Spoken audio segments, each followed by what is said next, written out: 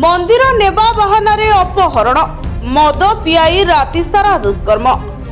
प्रथमे मद पियाइले तापरे राति सारा निर्माणाधीन कोठारे चलिला नृशंस अत्याचार। सिहरी उठिला पूरा राज्य।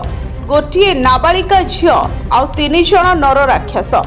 मंदिर नेबा बाहानारे नाबालिकांकु अपहरण। प्रथमे मद पियाइले तापरे राति सारा कले नृशंस अत्याचार। कर्नाटक देवनहल्ली आसी समाज को लज्जित कला भली एक अति भयानक घटना। गत जुलाई 17 तारिख रे घटितिला एही विभत्स कांड। देवनहल्ली अंचलर रेणुका नामी जणे महिला नाबालिकांकु मंदिर नेबा बाहानारे घर डाकी नेथिले। मात्र बाटरे से नाबालिकांकु नवीन और भेंकट रमणा नामक 2 युवकंक हाथकु टेकी देथिले। अभियुक्त द्वय नाबालिकांकु एक ऑटोरे नहीं जाउथवा समय बलपूर्वक मद पियाइथिले।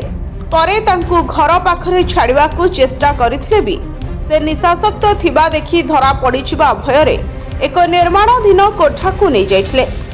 सेठारे राति सारा नाबालिकांकु सामूहिक दुष्कर्म करबा सह प्रचुर माड़ मारिथिले।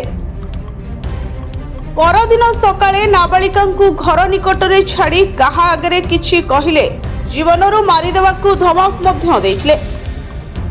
हेले नाबालिकाटी घरकू फेरिबा मात्रे मां आगरे समस्त घटना विवरणी प्रकाश करबा परे परिवार लोके देवनहल्ली थानारे एतला देइथिले। थानारे छिड़ा हेई नाबालिकाटी मध्य भयरे थरुथला। नाबालिकांको बयान आधारे पुलिस सामूहिक दुष्कर्म और मामलारे संपृक्ति नहीं केस रुजु करिछे।